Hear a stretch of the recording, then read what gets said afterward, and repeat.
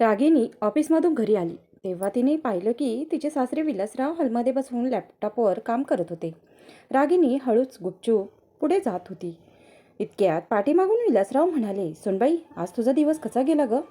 एवढं खास काही नाही का? ठीकठाकच गेला हो." रागिनी हळू आवाजात म्हणाली. हे ऐकून शेजारी बसलेल्या अर्जुनला लक्षात आलं की रागिनी थोडी चिंताग्रस्त दिसते. तो लगेच म्हणाला, "रागिनी, काय झालं? तुझं टेन्शन वाटतंय. सगळं ठीक आहे ना? आज तुझं प्रेझेंटेशन होतं ना ऑफिसमध्ये?